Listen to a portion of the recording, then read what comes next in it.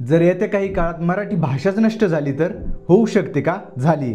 आणि दर महिन्याला जगातून एक भाषा नष्ट होते. जसं अंदमान निकोबारमध्ये बो ही भाषा 2010 साली नष्ट झाली. तिथे बो सिनियर म्हणून एकच अशी शेवटची महिला होती जी ती बो ही भाषा बोलू शकत होती. ती महिला द ग्रेट अंदमान ट्राईब या आदिवासी समूहाची शेवटची महिला होती, शेवटची सदस्य होती. असं म्हणतात की 65,000 वर्षापासून ते आदिवासी त्या अंदमान निकोबार बेटावर राहत होते. त्यांची बो ही भाषा खूप समृद्ध होती. पण जसा जसा काळ बदलत गेला तसा भाषेतही त्यांच्या बदल झाला. त्यांनी नवीन पिढीला इतर भाषा शिकवल्या पण स्वतःच्या मातृभाषेकडे दुर्लक्ष केलं आणि कालांतराने बो सिनियर ही एकच शेवटची महिला उरली जी त्यांची बो ही भाषा बोलू शकत होती. ती 2010 मध्ये मरण पावली आणि 65,000 वर्षापूर्वींची भाषा चुटकीसरशी गायब झाली.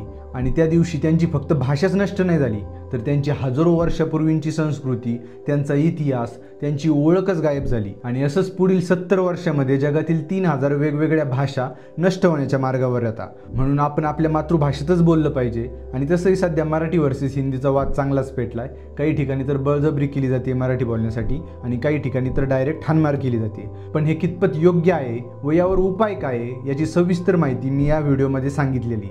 तो तुम्ही इकडे खाली क्लिक करून पाहू शकता किंवा प्रोफाईल किंवा स्टोरीमध्ये त्याची लिंक आहे. आता आपली मराठी भाषा 2000 वर्षांपूर्वी संपूर्ण हिंदुस्थानात बोलली जायची आणि आजही देशात सर्वात जास्त बोलली जाणारी भाषा म्हणून मराठी 3ऱ्या नंबरवर आहे. आणि महाराष्ट्रच नाही तर देशातल्या वेगवेगळ्या ठिकाणी मराठी आजही बोलली जाते. पण तरी आपण आपल्या मातृभाषेला अजून समृद्ध करण्यासाठी होईल तेवढं मराठीतच बोलले पाहिजे, लिहिलं पाहिजे व इतरांनाही मराठी शिकवली पाहिजे. पण हाणून मारून नाही किंवा बळजबरीने नाही तर प्रेमाने. आणि अजून काय काय केले पाहिजे हे तुम्ही मला कॉमेंट्समध्ये सांगा. व ही माहिती आवडली असेल तर लाईक, शेअर, सबस्क्राईब करा. इंस्टावर पाहत असेल तर फॉलो सुद्धा नक्की करा.